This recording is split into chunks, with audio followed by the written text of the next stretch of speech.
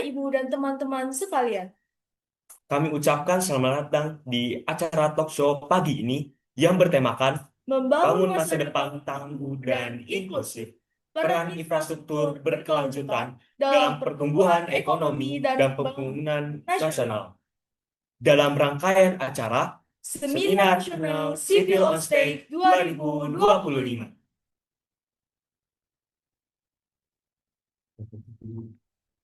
2025.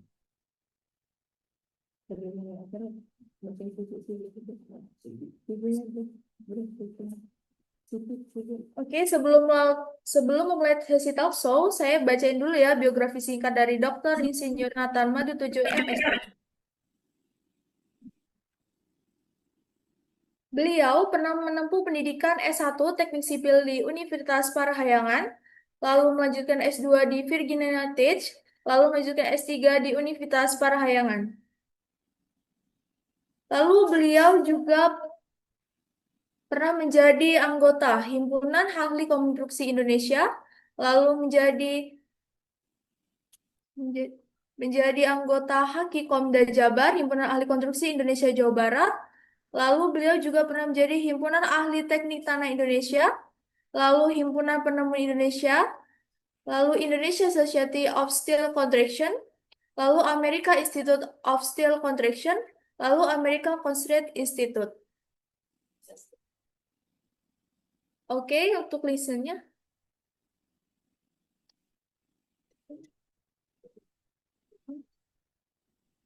Untuk lisensinya yaitu SKK, LSP, ASBSI, Haki 2023 sampai 2028, lalu SIBP, DKI Jakarta, Surat Izin Bekerja Berencana atau Structural Engineer Working Permit, lalu IP Struktur Haki Professional Engineer of Structure, lalu IP Teknik Sipil Haki Professional Engineer for Civil Engineering.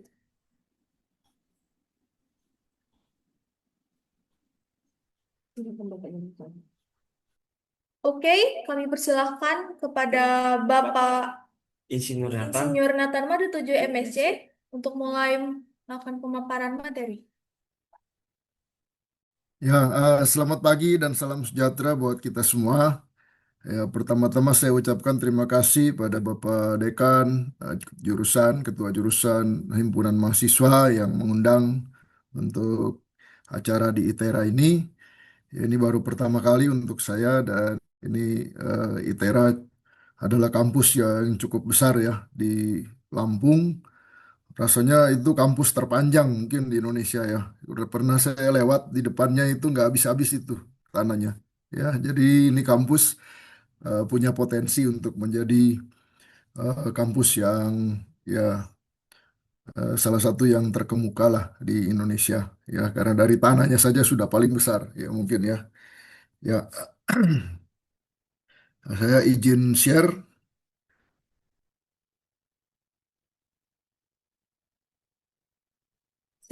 Silakan Pak untuk share screen.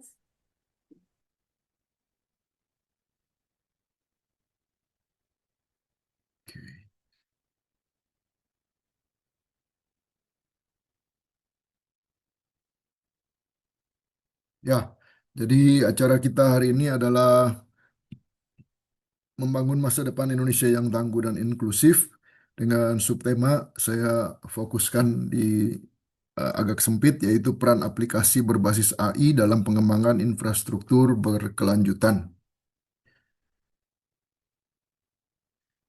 Kita tahu bahwa teknik sipil itu adalah dunia yang sangat luas. Saya tampilkan beberapa contoh proyek yang pernah kami kerjakan, misalnya bandara, jalan layang, gedung bertingkat, dan sebagainya.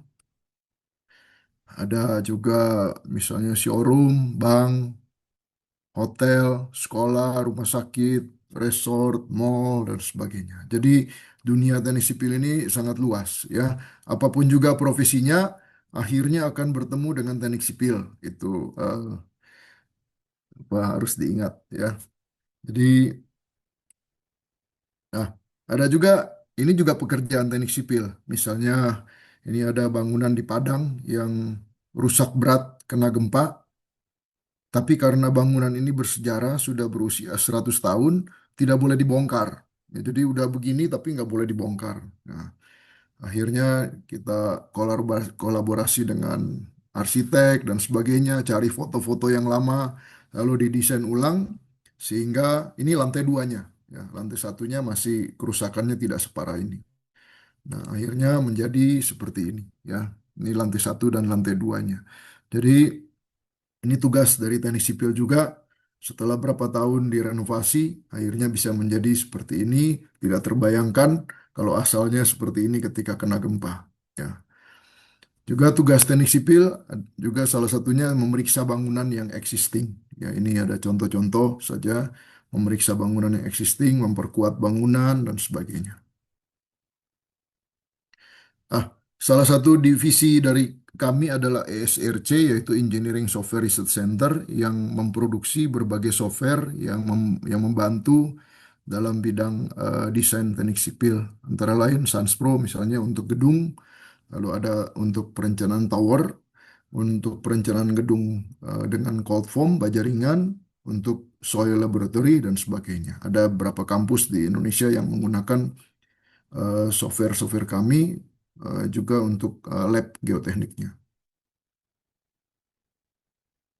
Jadi itu gambaran mengenai berapa luas pekerjaan dari teknik sipil. Salah satunya adalah ini pengalaman unik juga buat kami waktu mendesain mall di Palu sebelum kejadian gempa dan tsunami. Jadi kami mendesain satu mall luas 60.000 meter di Kota Palu, pas di pinggir pantai di daerah tanah berpasir. Jadi ketika terjadi gempa, dia terkena gempa yang besar, lalu terkena patahan, terkena juga likuifaksi, ya, karena berdiri di atas pasir dan juga terhantam oleh tsunami dengan tinggi 6 meter. Jadi kita bayangkan ya jarang ya ada gedung yang dihantam gempa sekaligus dihantam likuifaksi sekaligus dihantam tsunami. Tapi itu adalah tugas kita untuk mendesain dan ini termasuk gedung yang bertahan tetap berdiri dan tidak mengalami kerusakan berarti pada saat gempa di Palu. Dan kalau saja tidak dijarah, jadi ini eh, setelah gempa datang gempa yang lain yaitu penjarahan. Jadi habis semua dijarah, termasuk supermarketnya juga isinya habis dijarah sehingga tidak bisa buka. Jadi kalau saja tidak dijarah ini mungkin besoknya sudah bisa buka berjualan kembali sehingga orang-orang di Palu bisa mendapat makanan. Tapi karena habis dijarah jadi menunggu pasokan baru dari daerah kota yang lain sehingga baru seminggu kemudian baru bisa buka kembali. Di dalam dunia teknik sipil juga makin hari makin kompleks kebutuhan kita untuk mempelajari ilmu teknik sipil. Kalau waktu saya kuliah, sangat bersyukur dulu code hanya mungkin 100 halaman, 50 halaman, 30 halaman, dan sebagainya. Tapi ya sangat prihatin untuk mahasiswa yang sekarang karena ya ya salah sendiri lahirnya belakangan ya. Jadi code-nya itu yang harus dipelajari minimal saja. Ini yang minimal saja yang harus dipelajari itu sudah 5.929 halaman. Jadi ya sangat prihatin ini ya. Karena tidak ada manusia yang sanggup menyelesaikan menguasai ini 6.000 halaman di dalam 4 tahun ya. Rasanya akan sulit. Apalagi setiap 5 tahun dia akan berganti. Jadi ini juga satu tantangan untuk kita. Ya, setiap 5 tahun akan berganti. Sementara kita bicara di sini, code gempa 2025, peta gempa 2025, dan peta angin 2025 akan dikeluarkan.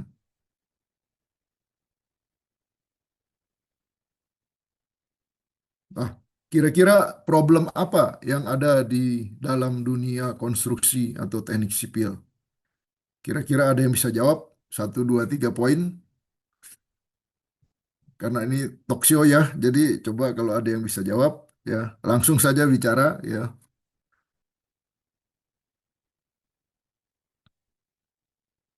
Apakah ada yang ingin menjawab? Bagus di konveksi. Kira-kira problem apa yang ada di dalam dunia konstruksi?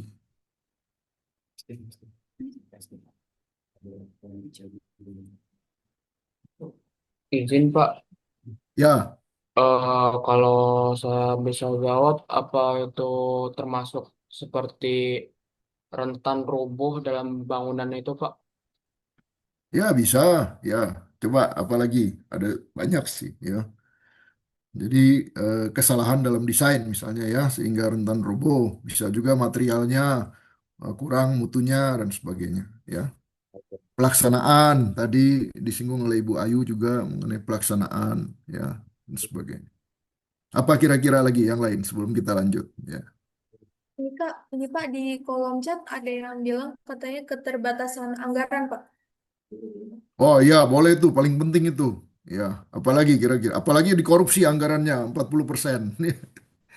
Ya, Lalu sebagai mahasiswa ya, kita mungkin belum tahu dunia yang real nyata di dalam di Indonesia ini ya. Jadi dunia konstruksi ini adalah salah satu yang rawan korupsi. Ya, saya terus terang saja dunia konstruksi adalah dunia yang rawan korupsi. Kenapa demikian? Karena nilainya besar. Karena dunia properti ini ada properti konstruksi adalah nilainya besar. Jadi triliun bahkan. Jadi kalau di mana ada kegiatan yang nilainya besar itu akan rawan korupsi. Dan infonya dari teman-teman itu ada proyek yang sampai dipotong 40%, 50%, bayangkan ya. Dan engineer di lapangan harus bekerja memberikan hasil yang baik tapi dengan dana yang terpotong. Ya apalagi kira-kira?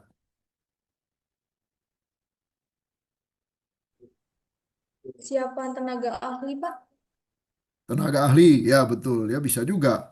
Karena di Indonesia ini mendapat proyek itu bukan tergantung pada dia ahli apa enggak, tapi lebih tergantung pada koneksi. Jadi bisa saja nanti ada orang yang mendapat proyek 100 lantai, gedung 100 lantai karena panitianya itu saudaranya misalnya. Ya, kalau di Indonesia itu kemungkinan bisa, ya.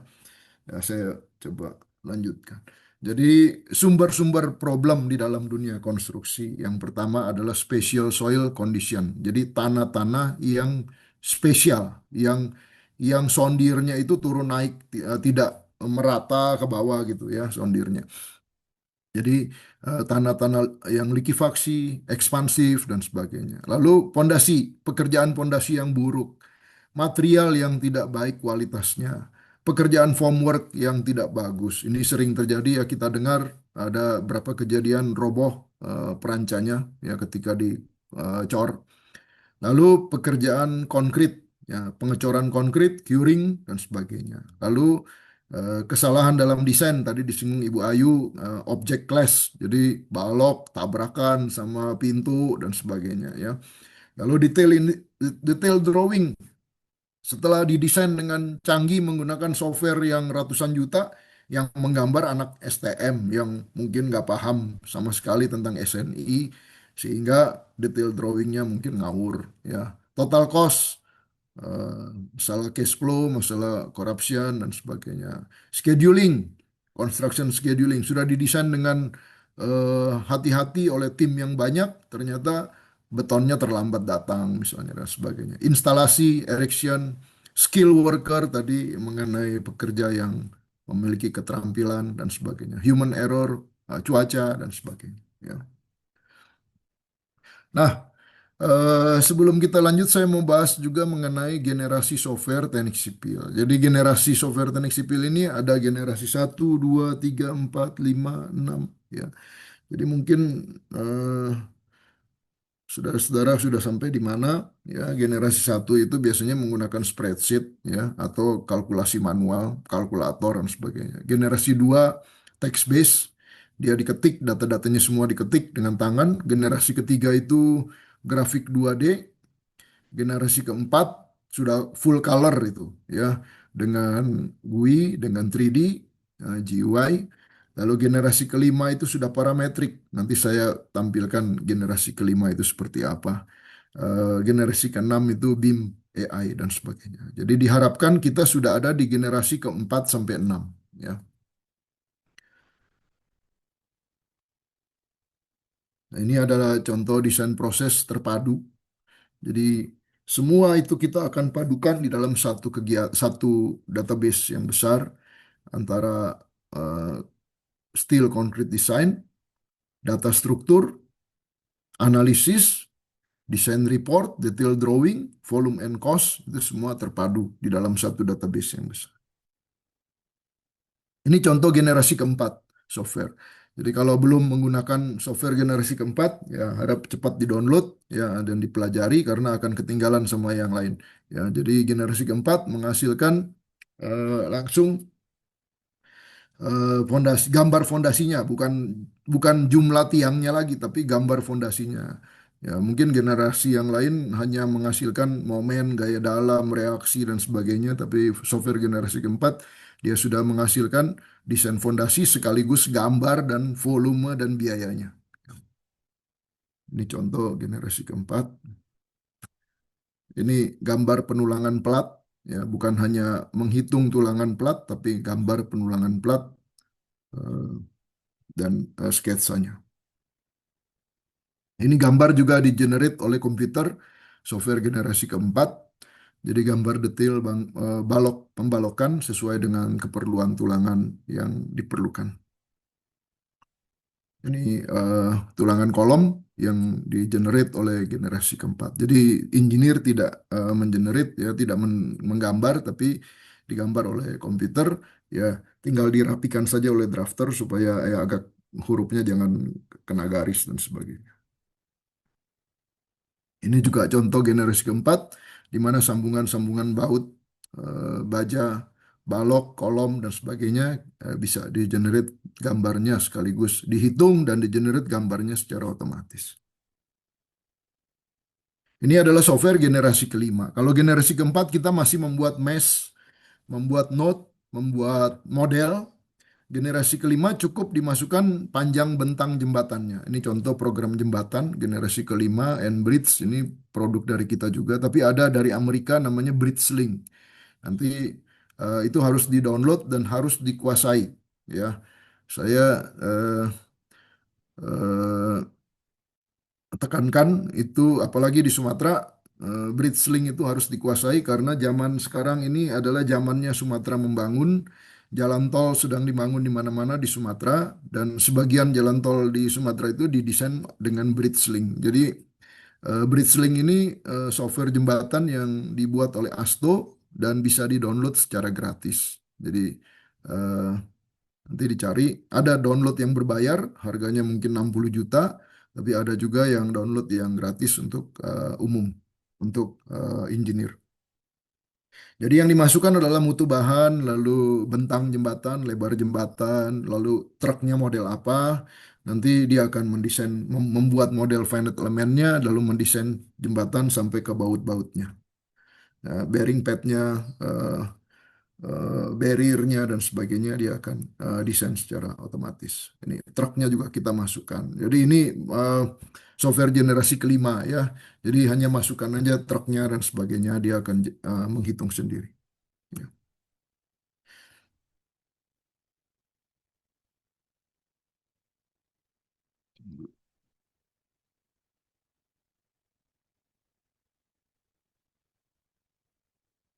Ya. Eh, kompleksiti- Kompleksitas dalam desain dapat dipermudah dengan menggunakan AI. Ini tertutup sama ini sih apa si Zoom punya ini. Ya. Kompleksitas dalam desain dapat dipermudah dengan menggunakan AI. Jadi kita tahu tadi ya betapa luasnya pekerjaan teknik sipil dan juga ada software generasi ketiga, keempat, kelima, keenam dan sebagainya.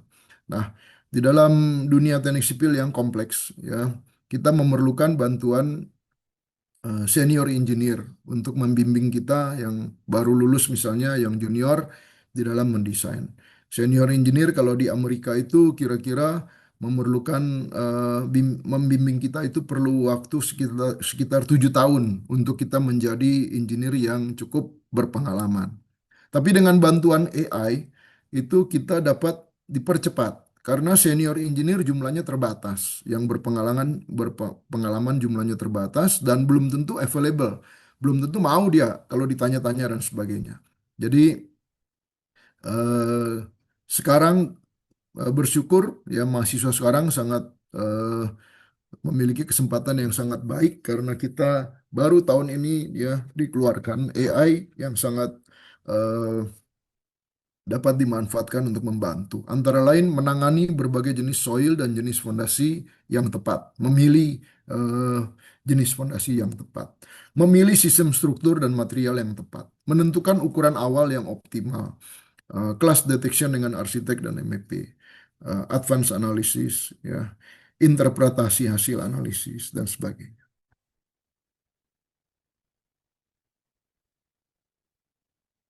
Kemampuan dari AI adalah memiliki akses ke jutaan referensi, baik buku, paper, PDF, desain guide, project data, technical data, dan sebagainya.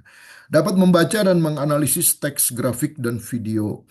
Dapat memberikan solusi suatu masalah yang dideskripsikan dengan baik berdasarkan data yang dimiliki. Waktu proses sangat cepat karena dikerjakan, mumpung sekarang masih gratis ya, biasanya untuk yang profesional harus bayar ya, tapi sekarang karena mereka masa promo, jadi masih banyak yang gratis. Ini kesempatan kita memanfaatkan dengan biaya yang ringan karena mereka membangun AI ini dengan ribuan bahkan jutaan CPU ya. Kami sendiri terlibat dalam pembuatan satu data center di Jakarta dan satu data center ini yang ya, di dalamnya ada prosesor AI, eh, ada terdiri dari 3 lokasi. Satu data center ini terdiri dari 3 lokasi dan masing-masing lokasi luasnya 8 hektar. Jadi bayangkan ini satu data center saja masing-masing terdiri dari 3 lokasi dan satu lokasi itu 8 hektar. Dan infonya di Indonesia ada sekitar 12 sampai 20 data center seperti itu yang sedang dipersiapkan. Nah, itu baru di Indonesia, apalagi di Amerika dan sebagainya. Jadi bisa terbayang berapa ribu komputer yang dikerahkan untuk menangani AI.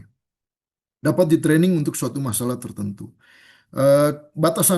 Keterbatasannya adalah reasoning time terbatas. Jadi waktu berpikirnya memang dibatasi karena gratisan ya.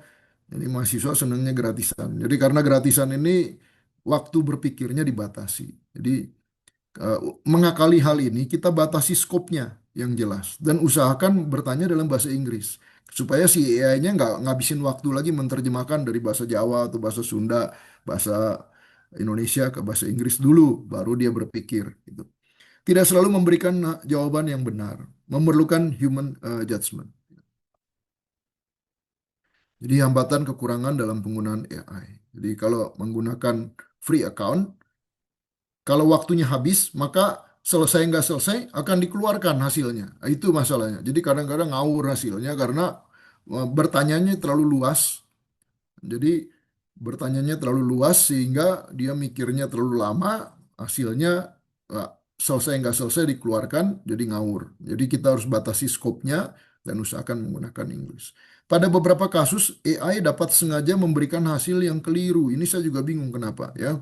Ketika dipertanyakan, ketika didebat, baru dia minta maaf dan memberikan hasil yang dikoreksi. Ini aneh ya. Jadi apa mau ngetes kita atau bagaimana? Apa iseng atau bagaimana?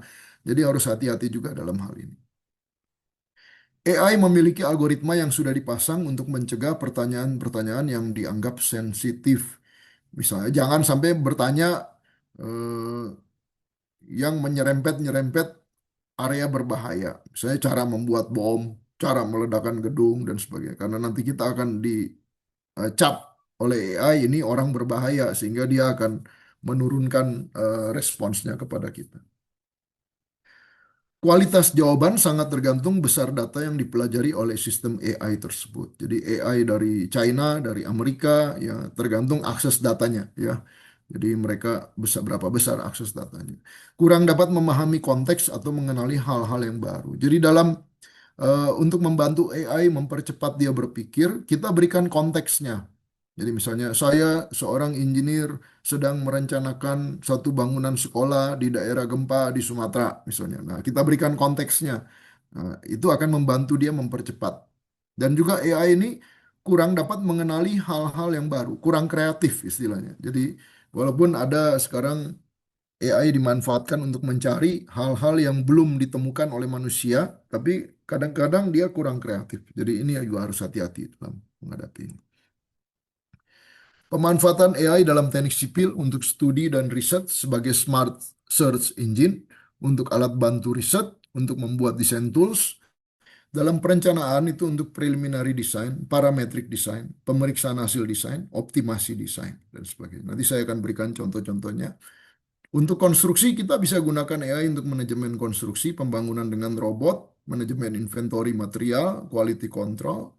Untuk building management, kita monitoring kondisi fondasi, monitoring kondisi struktur, deteksi awal gempa, dan sebagainya. Nah, posisi mahasiswa sekarang dengan insinyur senior zaman yang sudah puluhan tahun pengalaman hampir sama sekarang. Karena dengan bantuan AI, seolah-olah setiap insinyur junior itu didampingi oleh insinyur senior secara pribadi. Jadi jangan kecil hati, karena ini kesempatan bagus untuk kita semua untuk berkembang lebih cepat. Kalau dulu butuh 7 sampai 10 tahun didampingi oleh insinyur senior, baru bisa mendesain bangunan yang kompleks. Kalau sekarang mungkin 1 tahun, 2 tahun dengan bantuan AI sudah bisa menyamai eh, harapan. Nah, ini lihat ada code Indonesia yang baru yang dipersiapkan selama 5 tahun untuk mengenerate ground motion. Sedangkan dengan AI kita cukup ketik saja kalimat seperti ini. Ya, give me real ground motion data for the following condition. The source is from deep intraplate earthquake, distance 200 kilometer and depth 200 kilometer, magnitude M8. Data is normalized to G, sampling rate is 100 Hz, and duration 30 seconds. Nah, setelah diberikan ini, langsung dia akan keluarkan contoh ground motion data untuk digunakan dalam analisis. Ya, jadi sangat bermanfaat ya, dengan berapa detik saja dia bisa mengeluarkan ini. Ya, bayangkan tim kita di Indonesia perlu 5 tahun mempersiapkan untuk membuat aplikasi untuk mengenerate hal yang sama. Lalu ada misalnya AI dapat mengenerate soil parameters yang umum untuk desain. Jadi misalnya saya contohkan give all available special soil condition. Nah, ini pertanyaan yang berat untuk AI karena ini banyak jawabannya, nanti akan panjang. Ya, karakteristik, the suitable foundation types, and what aspects should be considered during foundation design and construction of buildings. Dan summarize it into a table. Jadi saya minta juga dia untuk meringkaskan ke dalam table, ke dalam tabel. Nah, dia akan berikan tabel dari kondisi soil-soil yang berbahaya yang kita perlu eh, waspadai, yang di kuliah mungkin tidak semua dibahas, tapi dengan cepat oleh AI diberikan, ya, bisa 13 atau 14 kondisi soil yang berbahaya. Lalu dia karakteristiknya apa, lalu jenis fondasi yang kita bisa pakai apa, lalu poin-poin yang perlu dicek apa saja. Nah, ini luar biasa ya. Kalau ini kita tanyakan, harus harus kita tanyakan pada senior insinyur senior geoteknik, baru dia bisa menjawab. Kalau yang junior mungkin juga belum tahu sampai sedetail ini. Ya. Nah, kita bisa bertanya juga jenis fondasi apa saja yang cocok untuk tanah berpasir di pantai. Nah, dia bisa menjawab. Jadi ini bisa menjadi bahan pertimbangan untuk kita teruskan lagi ke pertanyaan atau ke pekerjaan berikutnya. Saya iseng-iseng tanya tinggi galian maksimum, eh, berikan tinggi galian maksimum yang tanpa strating vs nilai C dan V. Nah, dia berikan tinggi galian maksimum berdasarkan nilai C dan V. Ya, jadi ini kita bisa manfaatkan untuk secara cepat mendapat gambaran di lapangan. Walaupun ya ini pasti ada ketidakakurasinya berapa, ya pasti meleset sekian meter dan sekian persen dan sebagainya. Nah, ini yang unik. Ini saya masukkan boring log-nya ke dalam AI. Jadi AI ini bisa menampilkan kita bisa upload boring log ke dalam AI. Jadi saya upload boring log ke dalam AI terlebih dahulu, lalu saya tanya, berikan tabel daya dukung untuk PC file 40 kali 40 per kedalaman 2 meter sampai 20 meter untuk boring lock ini dan batasi dengan kapasitas beton dan tulangan 0,5%. Nah, dia berikan gitu, sampai 20 meter daya dukungnya adalah 85 ton. Di 10 meter daya dukungnya adalah 46 ton. Di 2 meter daya dukungnya adalah 7 ton dan sebagainya. Untuk mutu beton 40 ya. Ah, mungkin ada yang mungkin belum atau jarang yang pernah mendesain. Saya juga belum pernah mendesain gedung 100 lantai dengan sistem ganda. Tapi kalau mau tahu ukuran kolomnya berapa, ya kita bisa tanya pada AI. Karena AI ini mengakses jutaan project, jutaan dokumen, termasuk juga eh, ribuan dokumen project. Jadi dari dokumen-dokumen project yang ada, dia bisa menghitung, ya, dia bisa mengambil data dan memberikan kepada kita. Jadi semacam smart search engine, ya. Jadi jumlah lantai 100 misalnya, ukuran kolomnya kira-kira 3 meter kali 3 meter untuk mutu beton 40. Ya, ini baru taksiran awal, ya. Jadi nanti kita perlu verifikasi dengan software kembali. Nah, kita bisa juga gunakan untuk steel design. Misalnya eh, gable frame, bangunan pabrik. What is the WF profile size for gable frame with column distance 6 meter, column height 6 meter, tanpa crane load, with expressing at the long direction. Roof angle is 10 degrees, wind load is 40 meter per second, and roof load is 60 kilogram per meter square meter. Steel material use is SS400 and support condition is fixed support. Nah, kita berikan scope yang jelas. Nah, dengan berikan scope yang jelas, dia akan berpikir lebih cepat dan dia akan memberikan hasil yang lebih akurat. Dia langsung tampilkan untuk bentang 10 meter pakai WF 250, bentang 15 pakai WF 300, bentang 20 pakai WF 350, bentang 30 pakai WF 450. Ini mirip-mirip sama eh, senior engineer. Kalau senior engineer ditanya, kalau bentang 30 meter berapa WF-nya? Oh, dia bilang gampang, 30 tambah 15. Jadi 30 tambah 15, 45, yaitu WF 450. Ya, jadi ini mirip-mirip hasilnya ya setelah dihitung. Kompleksitas dalam desain yang lain adalah detail design, seismic design, steel connection, slab design. Ya, kita tahu steel connection memerlukan 3 buku baja yang tebal-tebal yang harus kita pelajari untuk kita melakukan desain connection. Detail drawing generator, ya, optimum detail drawing types, eh, volume and cost optimization, ya, dan sebagainya. Kita bisa tanya AI juga untuk berapa sih rasio beton dan rasio baja untuk bangunan di bangunan 5 lantai tipikal di zona gempa A, B, C, D, E. Ya, dia akan kasihkan, ya. Untuk zona gempa A, B, C, D, E kira-kira berapa rasionya, ya. Ya, ini hanya apa tipikal saja. Jadi mungkin kalau saya lihat agak kecil ini angkanya. Ya, mestinya dia agak lebih besar untuk zona D. Ya, zona D mungkin udah. Tapi kalau bangunan 5 lantai mungkin, ya, mungkin bangunan eh, 20 lantai ini terlalu kecil. Ya. Lalu approximate steel weight per floor area untuk bangunan 5 lantai, 10 lantai, 15 lantai, 20 lantai. Kita lihat untuk seismik D, seismik E, kita bisa taksir ini, ya. Jadi dengan cepat kita lakukan, nggak usah ditebak-tebak lagi, tapi kita bisa tanya AI. Ini untuk mutu baja yang lebih tinggi, ya, dia terlihat menurun, ya. Untuk ini 60 misalnya, ini jadi 55 dan sebagainya. Jadi pengaruh mutu baja kita bisa tentukan juga.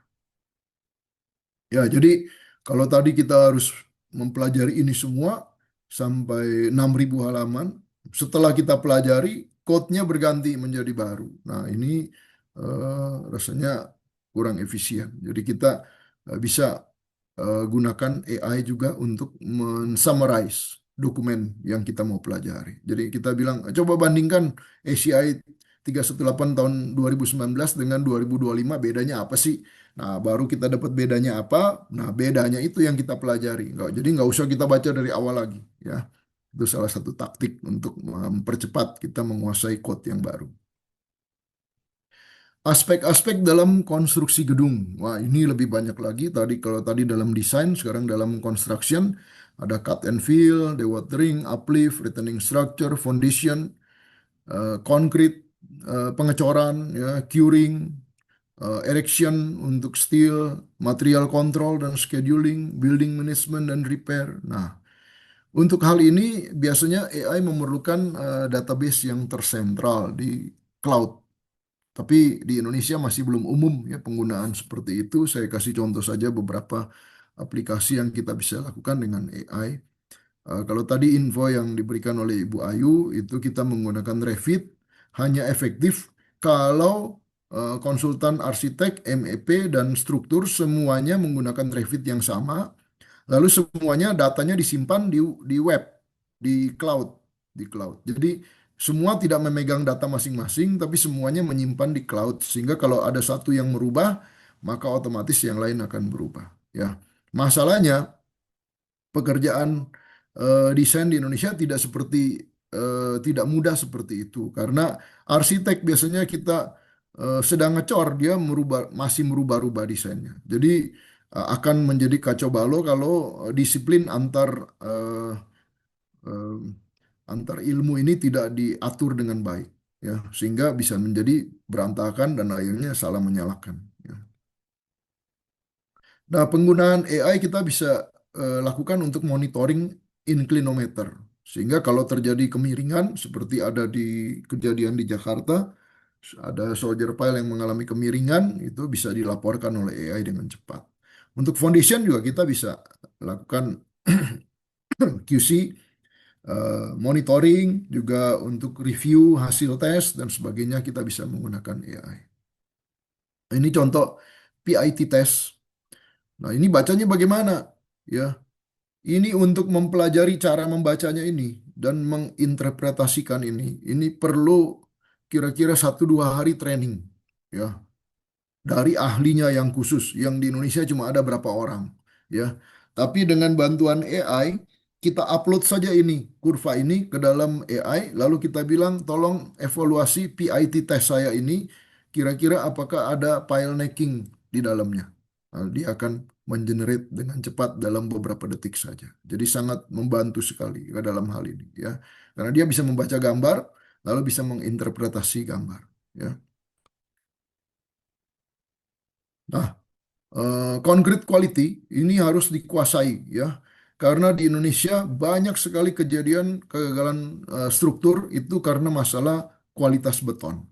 Padahal beton ini usianya sudah ratusan tahun ya. Struktur beton maksud saya udah dipakai oleh orang itu mungkin sejak zaman Romawi ya. Struktur beton masa sampai sekarang masih masalah kan kira-kira aneh. Tapi ya itulah kenyataannya zaman sekarang ya.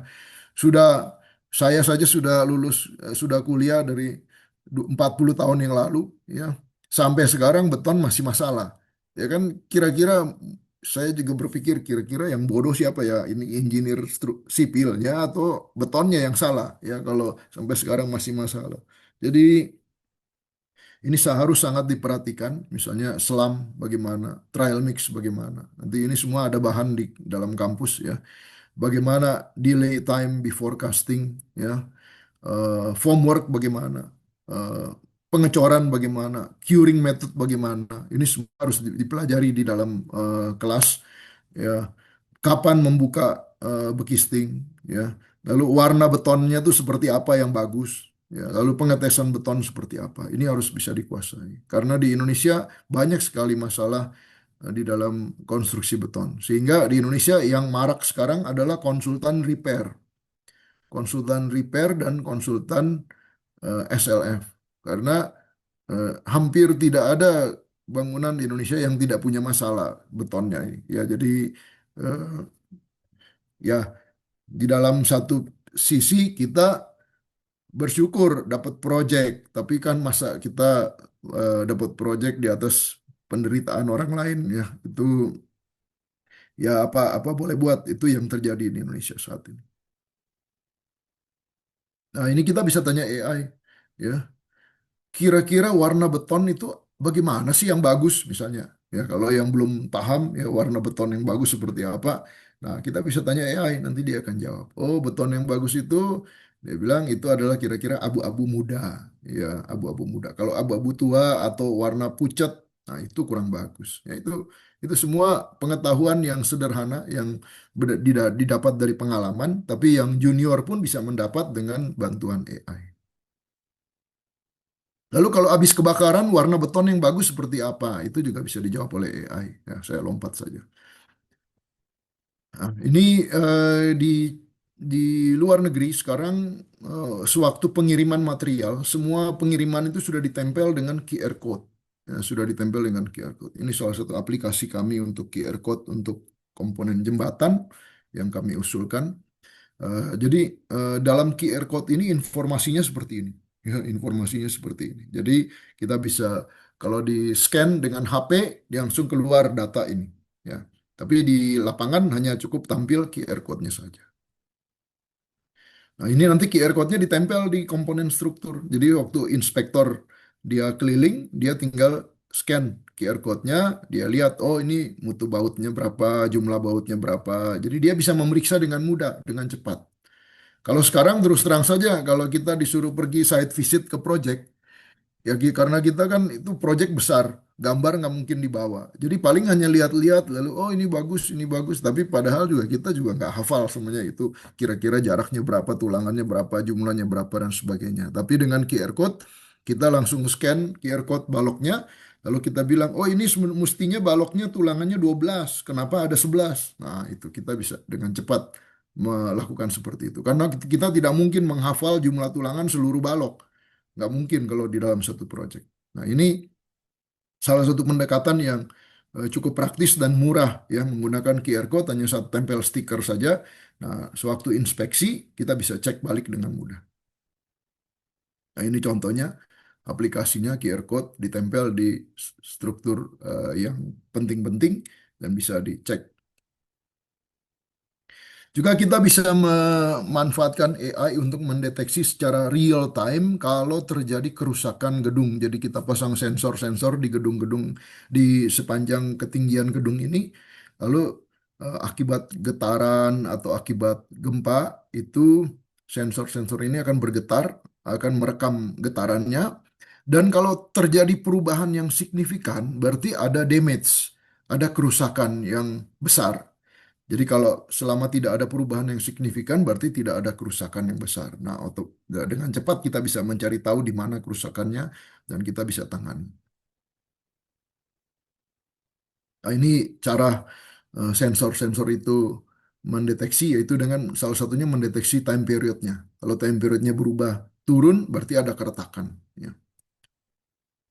Nah, ini juga menarik. Saya ambil saja satu foto sembarang di Google ya mengenai satu balok yang retak ditumpang oleh kolom.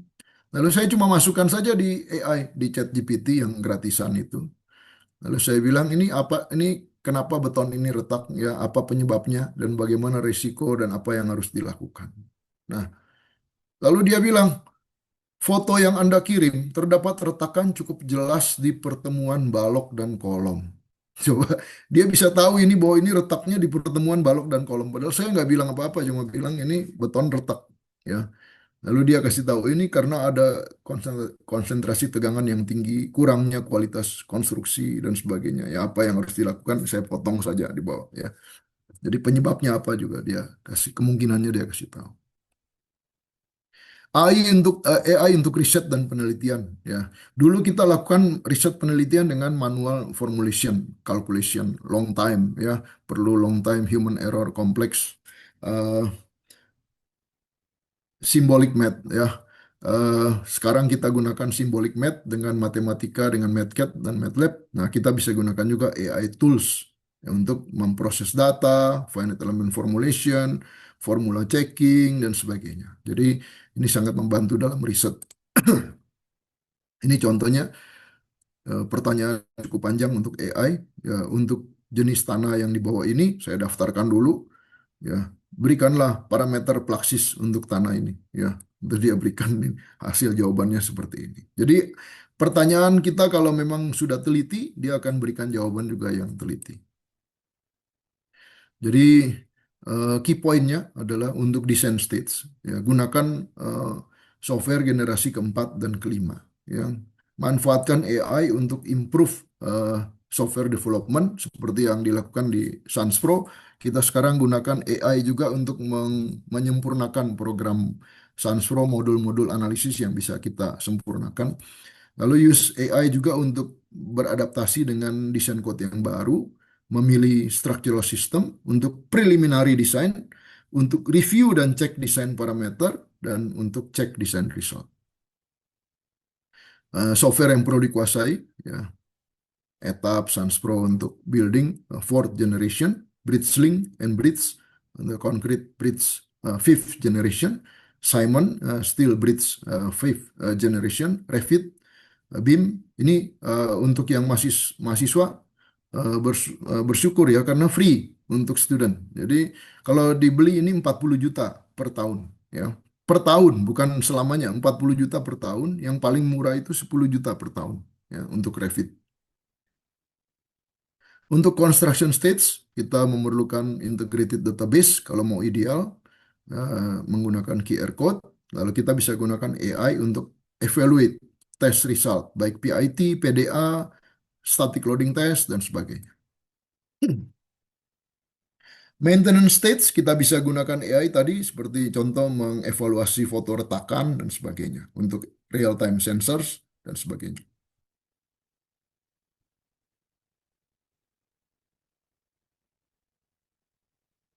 Satu hal ya, ada teman-teman memang yang sengaja iseng menggunakan AI pakai bahasa Jawa, pakai bahasa Sunda, pakai bahasa Betawi dan sebagainya. Kadang-kadang dimaki-maki dan sebagainya, agak kasar ya. Jadi padahal itu semuanya buang-buang waktu lah itu ya. Karena AI ini eh, memproses data lebih cepat kalau dalam bahasa Inggris. Jadi kemampuan bahasa Inggris sangat penting ya. AI memiliki skor bahasa Inggris 677 TOEFL ya. Artinya perfect score ya. Jadi IELTS 9 ya, IELTS 9. Dia nggak bisa salah dalam bahasa Inggris. Kalau dalam bahasa Inggris maksudnya ya. Jadi lalu IQ-nya ini saya cuma tanya ke AI ya. Jadi IQ-nya itu antara 130 sampai 160. Jadi seolah-olah kita punya teman yang pinter ya. Nah, ini karena masih gratis, kita manfaatkan sebanyak-banyaknya. Kita buat bikin catatan yang kita bisa simpan supaya kalau udah nggak gratis, kita masih bisa pakai. Ya, kesimpulannya AI sudah ada dan perlu dimanfaatkan baik pada tahapan desain maupun konstruksi, membuka peluang-peluang baru untuk meningkatkan mutu desain dan konstruksi struktur dan fondasi, memerlukan konektivitas data secara real time dan terpadu. Nah, expert knowledge dan experience dapat dimasukkan dalam AI database untuk menyempurnakan desain. Kita bisa memasukkan pengetahuan yang kita punya. Misalnya ke dalam AI sebelum kita bertanya. Jadi bilang, saya sedang di Sumatera. Di Sumatera cuma ada eh, split kualitas sekian. Tolong desainkan beton untuk saya. Nah, dia akan desainkan sesuai dengan kondisi lokal. Ya, itu kira-kira presentasi singkat mengenai ini. Nanti papernya akan, PPT-nya akan dibagikan oleh panitia. Nah, kalau ada pertanyaan, silakan. Ya, terima kasih. Baik, kami ucapkan kepada Bapak Nathan Ngadu 7 MSc. Untuk itu, kami akan membuka sesi tanya jawab. Untuk teman-teman yang ingin bertanya, silahkan raise hand. Oke, untuk saudara Ahmad Auladi, silahkan. Baik, terima kasih banyak untuk moderator. Mungkin terima kasih banyak juga Bapak Nathan. Bapak, eh, ini sangat-sangat sebelumnya sangat-sangat tersanjung juga ya bisa bertemu dengan Bapak di sini karena salah satu ahli gitu ya dalam bidang teknik sipil dan juga prestigious gitu, sangat-sangat terkenal gitu. Nah, mungkin saya ingin highlight dulu pas masuk pertanyaan itu kan kita tahu tentang AI ini ada konsep namanya garbage in, garbage out gitu kan. Jadi memang masih tergantung juga dengan inputnya atau dengan penggunanya gitu. Nah, beberapa hal yang memang perlu kita pertimbangkan itu tentang penggunanya, apakah sudah paham dan juga memiliki computational thinking serta tadi profisiensinya dalam bahasa Inggris. seperti yang sudah di-highlight di terakhir. Saya salah satu orang juga, salah satu pengguna juga dalam pada AI dan sangat terbantu juga dalam kerja ataupun dalam pemahaman materi gitu kan. Nah, dari pandangan Bapak sendiri untuk kita sebagai mahasiswa, kami sebagai mahasiswa ataupun sebagai penggunanya di dalam AI ini, itu apakah sangat-sangat penting untuk kita yang pastinya pertama punya engineering judgment-nya kan. Yang kedua itu memiliki pemahamannya. Apakah itu sangat-sangat penting untuk sudah memiliki pemahaman menyeluruh atau setidaknya kita memiliki gambaran secara luasnya gitu terkait konsep ataupun apa yang ingin kita minta daripada AI ini di bidang teknik sipil. Yang kedua mungkin saya ingin bertanya kepada Bapak, eh, sepengetahuan saya untuk dari Bapak sendiri itu dan juga company-nya ya, itu memiliki software yang sangat banyak gitu. Dan ini menurut saya sangat-sangat membantu juga dalam teknik sipil dan banyak sekali juga yang bisa kita pakai salah satunya seperti Soilab itu sangat terkenal juga untuk processing data geoteknik. Untuk dari ITERA sendiri, apakah boleh ataupun memiliki kemungkinan untuk menghubungi Bapak terkait untuk kerjasama lebih lanjut ataupun terkait kita mengadakan pelatihan bersama gitu Pak dalam software-software yang disediakan gitu. Mungkin seperti Sans Pro dan lain sebagainya. Ya mungkin itu dua pertanyaan dari saya Pak. Terima kasih.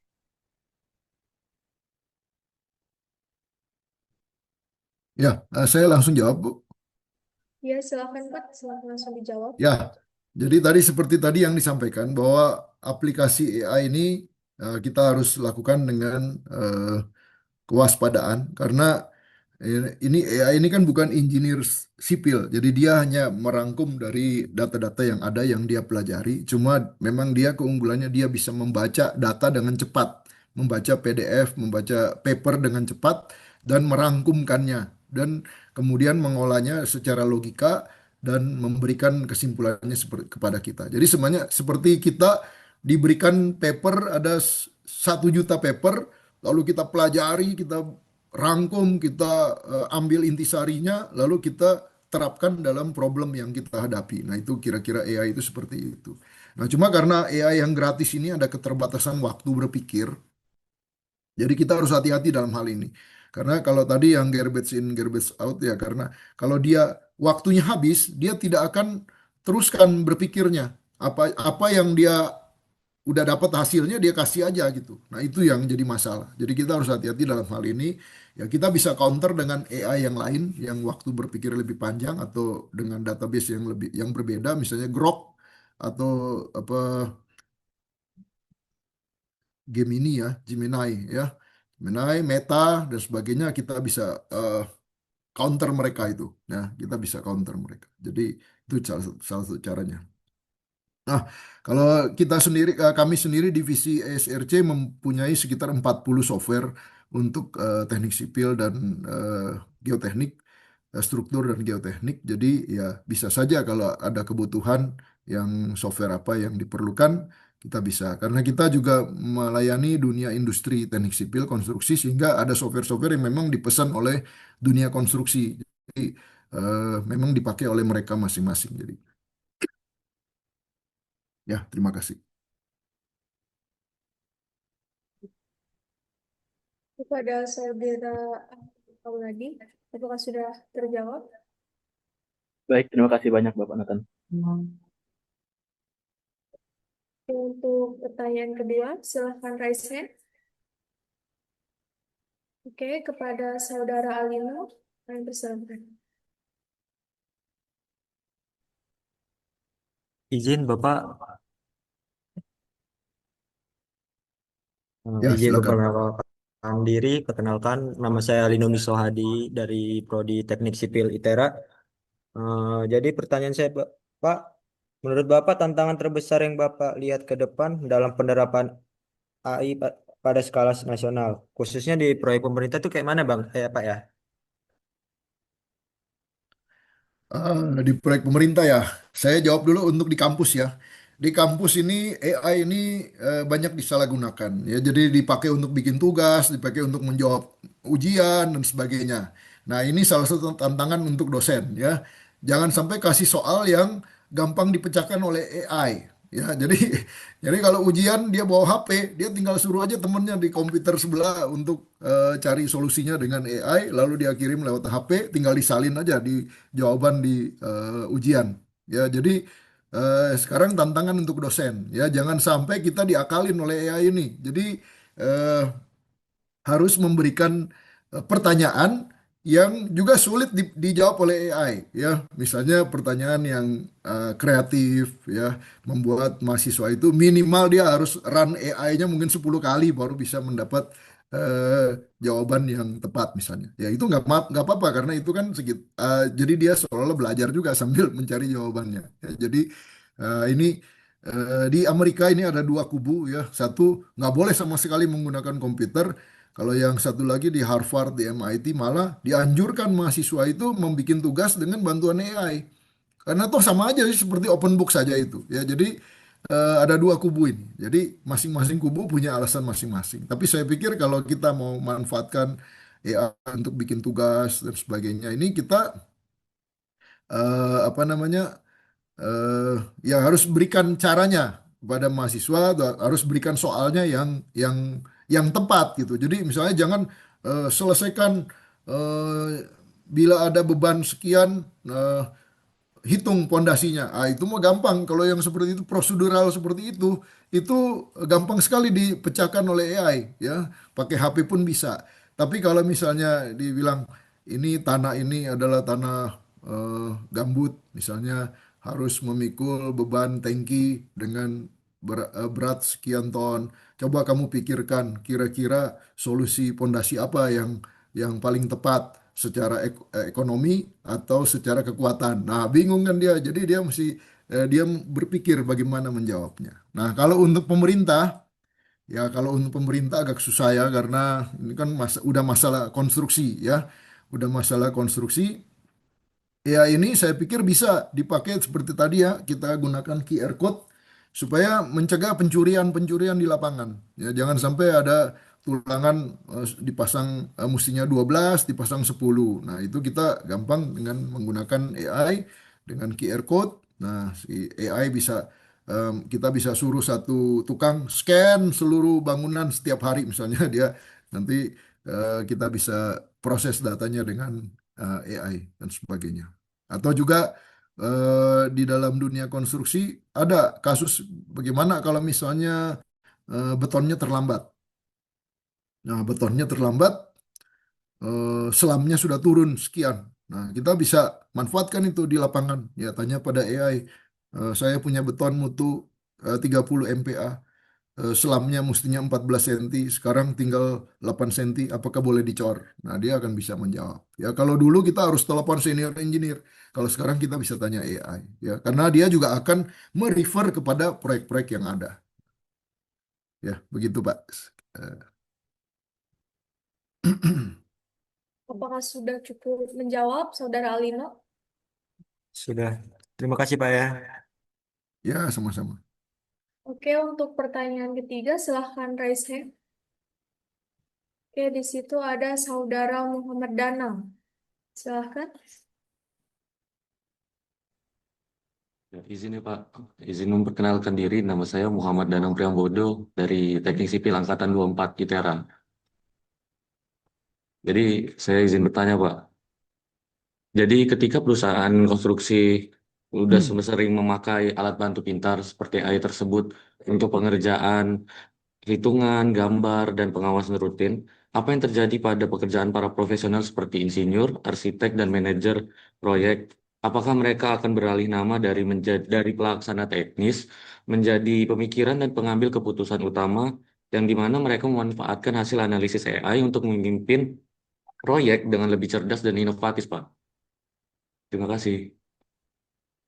Ya, sekarang ini kan belum ada sistem manajemen konstruksi yang menggunakan AI secara langsung. Jadi harus si orangnya sendiri juga mengakses secara manual ke AI, baru dia terapkan di dalam software-software untuk construction management. Tapi kelihatannya dalam 1-2 tahun nanti akan ada link otomatis antara software construction management dengan AI. Jadi langsung softwarenya saling komunikasi satu sama lain, ya saling bertanya.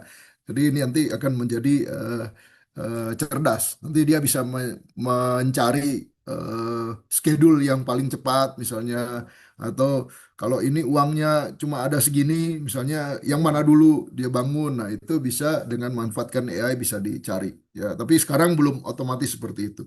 Nah, 1-2 tahun mungkin akan ada software yang bisa otomatis.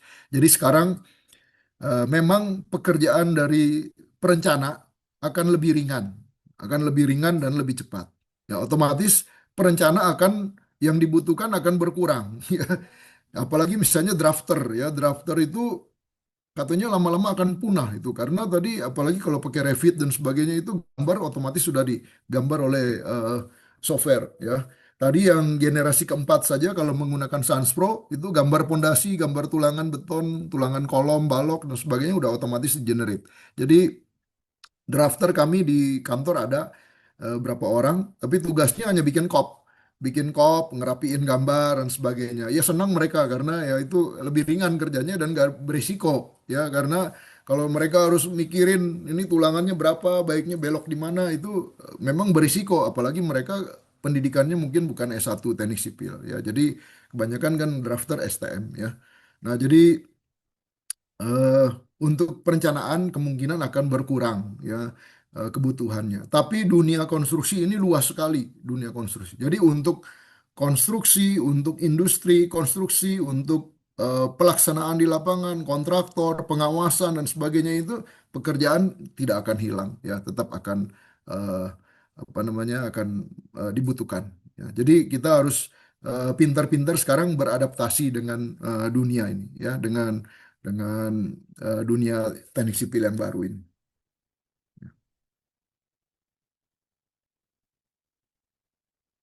Apakah sudah cukup menjawab, Saudara Muhammad Danang? Baik, Pak. Terima kasih Pak atas jawabannya.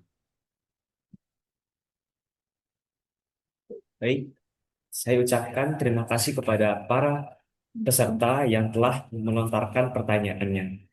Dan saya juga ingin berterima kasih kepada Bapak Dr. Insinyur Nathan Modutuju, MSc, selaku pembicara ketiga pada talk show pagi ini. Dari materi yang telah dipaparkan, saya dapat mengambil kesimpulan bahwa AI telah membuka peluang besar dalam perencanaan konstruksi dan pemeliharaan infrastruktur dengan meningkatkan efisiensi, akurasi, dan pengambilan keputusan berbasis data. Namun, pemanfaatannya perlu didukung oleh konektivitas data yang baik, keahlian SDM, serta integrasi pengalaman pakar agar hasilnya benar-benar optimal dan berkelanjutan.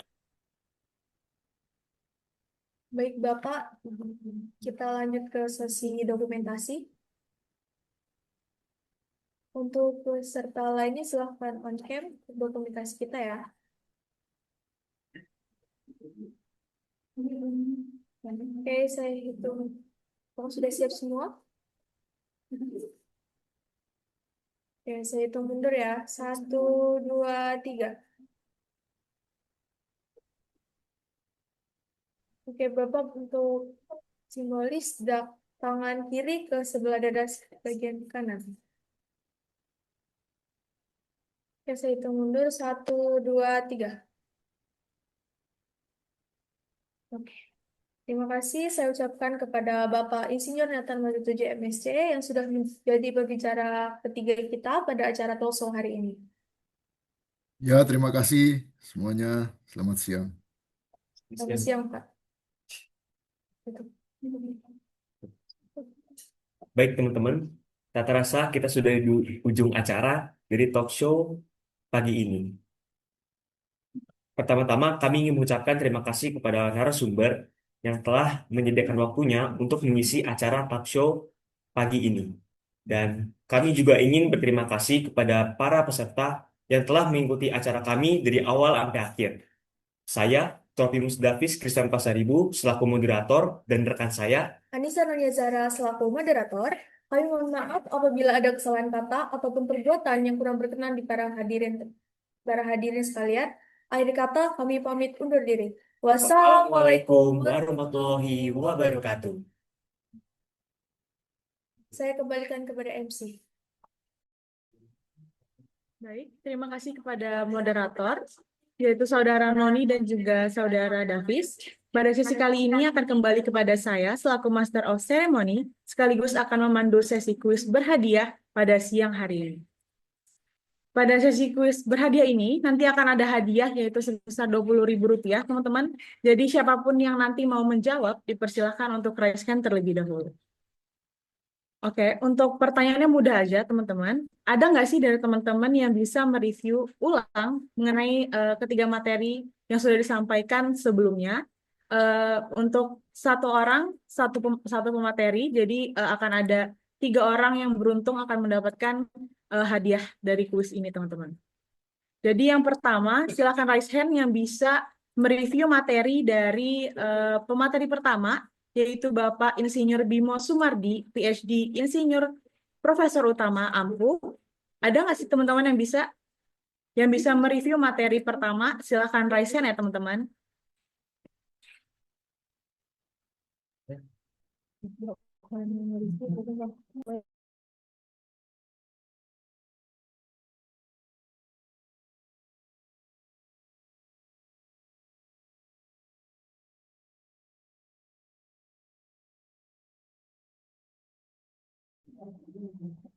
Yang bisa menjawab bisa nanti kita kasih hadiah nih teman-teman. Silahkan raise hand yang mau mereview materi pertama.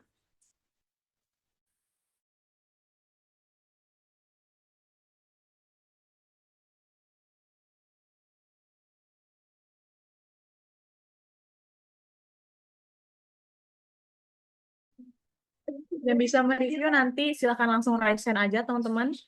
Nanti akan dapat hadiah uang 20.000 dari kami.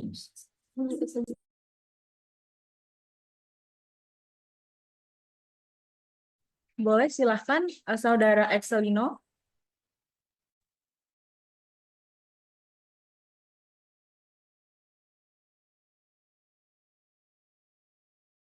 Saudara Excelino.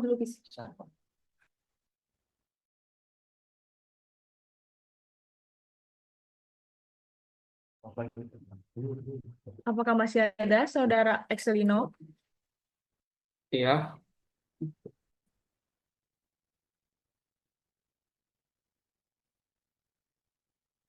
Baik, silahkan Saudara Excelino. baik. Sebelumnya terima kasih kepada Master of Ceremony telah mempersilahkan saya untuk menjawab dari pertanyaannya. Di sini saya ingin mereview terkait dengan materi pertama yang telah disampaikan, yaitu tentang Humanitarian Engineering, yang dimana itu berkaitan dengan eh, praktik praktik teknik yang menyangkut terkait dengan eh, isu-isu sosial, yang dimana itu dimulai dari tentang apa dengan dengan apa itu humanitarian engineering, terus juga contoh-contohnya di lingkungan sekitar, dan juga tadi seperti yang telah bapaknya tampilkan, itu ada juga Sabilulungan, yaitu kegiatan dari mahasiswa teknik sipil ITB yang mana itu melakukan eh, bakti sosial, membuat sekolah, membangun sekolah, lalu juga eh, penyampaian tantangan, dan juga eh,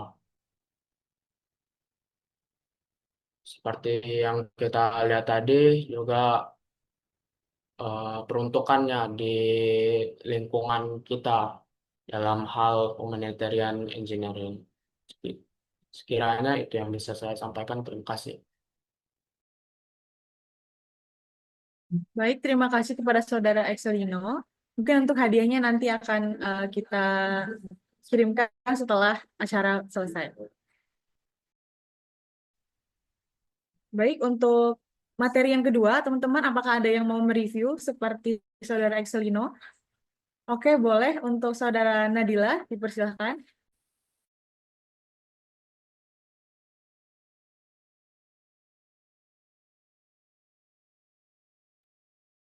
Eh, oke, terima kasih. Dan juga, jadi dari materi yang kedua itu, BIM itu sangatlah berperan penting dalam mewujudkan infrastruktur berkelanjutan dengan meningkatkan kolaborasi, efisiensi proyek, serta keselamatan kerja. Tantangan seperti kesiapan SDM, infrastruktur digital, dan standarisasi perlu diatasi bersama agar implementasi BIM dapat maksimal dan mendukung pembangunan yang lebih efektif, ramah lingkungan, dan berorientasi masa depan. Terima kasih. Baik, terima kasih banyak kepada Saudara Nadila yang telah menjawab pertanyaan kedua. Dan untuk kesempatan terakhir nih teman-teman, untuk materi ketiga, apakah ada yang bisa mereview seperti Excelino dan Saudara Nadila sebelumnya? Silahkan raise hand lagi.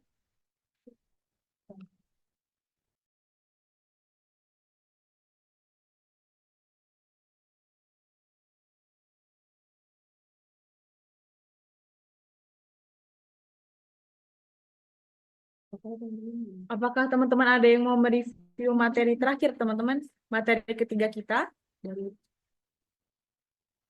materi yang telah disampaikan oleh Bapak Dr. Insinyur Nathan Madu 7 MSc, ya teman-teman.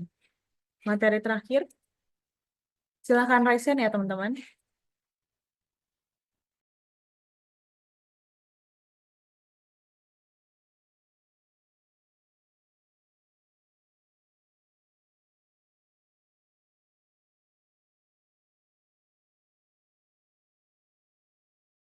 Oke, boleh Saudara Selvia. Oke, jadi untuk kesimpulan yang ketiga, materi ketiga itu, jadi materi tentang AI itu membuka mata kita kalau teknologi ini bukan lagi tentang masa depan, tapi udah ada di sekitaran kita dan siap ngebantu kita juga. AI juga bisa mempercepat desain, mengontrol kualitas konstruksi, juga memantau kondisi bangunan secara real time, tapi juga perlu menyiapkan SDM yang paham teknologi ini dan memastikan data yang dipakai itu aman dan terhubung supaya hasilnya benar-benar kita bisa manfaatkan secara maksimal. Baik, terima kasih banyak atas jawabannya, Saudara Selo. Jadi selanjutnya mungkin untuk hadiahnya akan kita kirimkan setelah acara selesai, teman-teman. Untuk absensi dari kehadiran bisa diakses melalui chat, kolom chat di bawah ya teman-teman. Silahkan diisi dulu untuk absensinya. Dan untuk PPT yang telah diberikan tadi akan di-share setelah acara selesai ya teman-teman. PPT akan kami sebarkan melalui grup WhatsApp yang telah diberikan sebelumnya.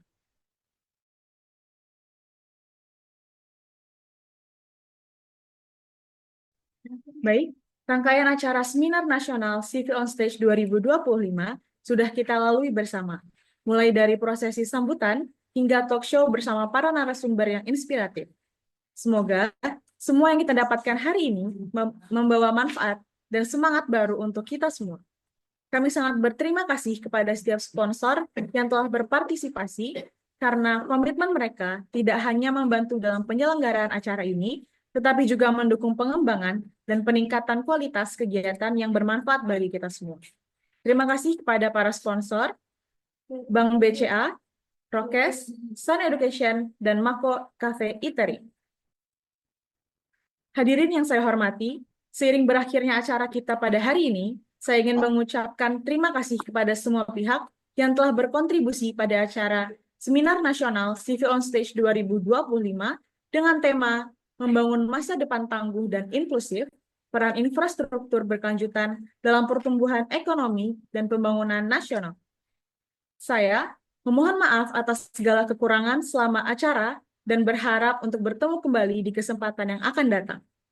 Terima kasih atas perhatian dan partisipasinya. Saya, Gizalia Farida dari Program Studi Teknik Sipil, selaku Master of Ceremony, pamit undur diri. Wassalamualaikum warahmatullahi wabarakatuh.